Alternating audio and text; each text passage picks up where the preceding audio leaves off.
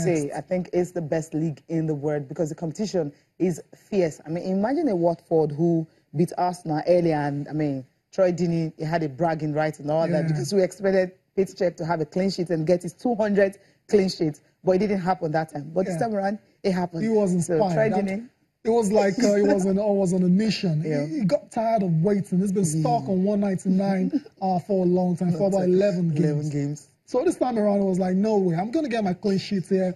I remember he saved... It has to be this game. It has to be this game. He saved a lot of goal-bound efforts. Then when the penalty came, for the first time we thought, okay, here we go again. Check is going to have to wait for another game. He's never saved the penalty before, prior to that one in 16 attempts, in 15 attempts. And we thought, okay, Troy Deeney, with his remarks the other time about Arsenal lacking cojones and stuff like that. And he had to eat his words. Surprise, surprise. Who's lacking the cojones now? Troy Deeney. They are the ones. Straight down the middle. Check read it very well. Made the save. And as a result, Pt.2 has become the first goalkeeper in the English Premier League to reach 200 clean sheets. That's just remarkable. He's played the majority of his career for Chelsea. Right? So for Chelsea, it kept 162 clean sheets. And for Arsenal, it's kept 38. Pt.2, absolute legend. You have to say he's the greatest, for me, he's the greatest goalkeeper that has ever been to the Premier League. Some other people might say Peter Schmeichel, David Seaman, and the likes. Van der Sar.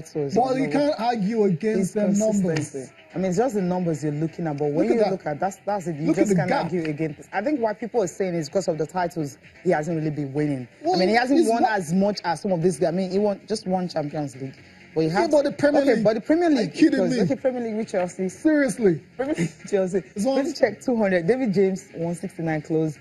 Okay. Not close. Not close. Not close at all. 169. Mark Schwartz, I think from one indication, who's going to go close? All these guys are retired. They're retired. And Czech can still go for another 2-3 years. Yeah, so that longevity is something, is a quality that not everyone has. They are the guys that are really close. Those are the two guys we need to look at in terms of going on to possibly get close to this record. De Gea has had an incredible, fantastic 2018 season. He's kept a lot of clean sheets.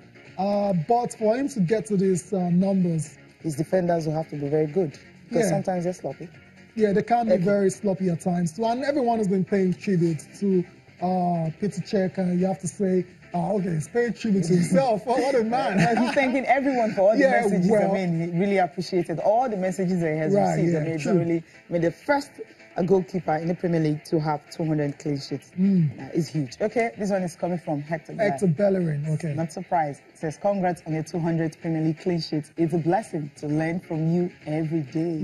Is it learning how to keep what? Yeah, learning confidence. Okay. Another solid performance from the team today. Big congrats to Pt.2 on your 200th Premier League clean sheets. This is coming from Rob Holding. All his teammates. All these guys almost let Pt.2 down on the day. They do most times. They do. I think almost let him down. I'm thinking he would have had this before now, if not for some of these sloppy defending.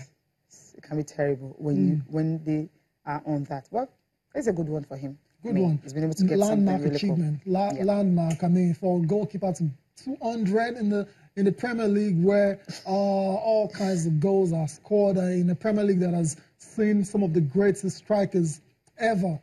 Alan Shearer, Henry, Ruud van Nistelrooy, all those guys have been there, done that. For him to get 200 is massive. So congratulations to Pt.2. Let's see how many more you can get before it's all said and done.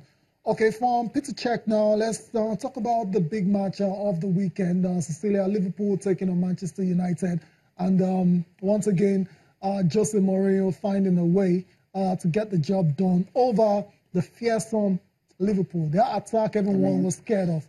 Salah, Sane, and Firmino, right? Yeah, but somehow... I didn't see them. Sadio Mane did a fantastic job. Okay. But somehow, it just didn't click. It didn't work for him on the day. What about the other guys? I think Salah was like, I don't know. You know, Manchester United sometimes, you really can't predict them. Sometimes when you expect them to really not to give you what you want, that's when they give you...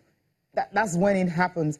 But then it just doesn't work that way. So when you're playing in the English Premier League and you're playing a team like Jose Mourinho and all that, so you're playing a team like Jose Mourinho, a team coached by Jose Mourinho, when you're coaching, when you're playing against them, sometimes can really be difficult. It can be difficult, and a lot of those players. A lot of those players. I mean, I'm talking about Sane, Mane. I beg your pardon. I'm talking about what's his name again? Salah and Firmino. A lot of them came into those games talking about how, United, we know what to expect from them.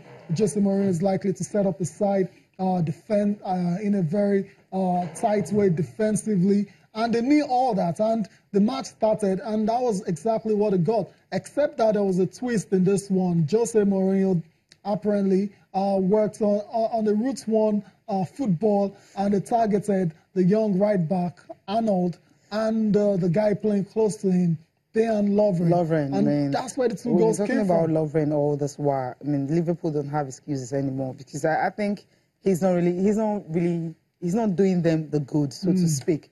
I mean, everyone has been talking about... He was bullied basically by Romelu Lukaku twice.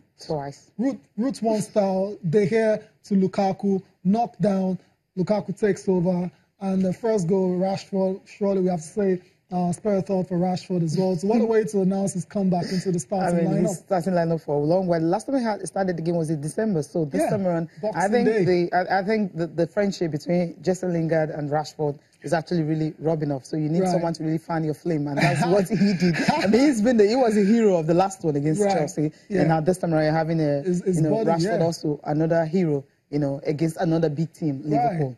So when you have those guys, homegrown players. Yes, not the money spending 70-something pounds kind of guys. Very good for a breakdown. Come back, look at the papers, and if we have time, take a look at some tweets.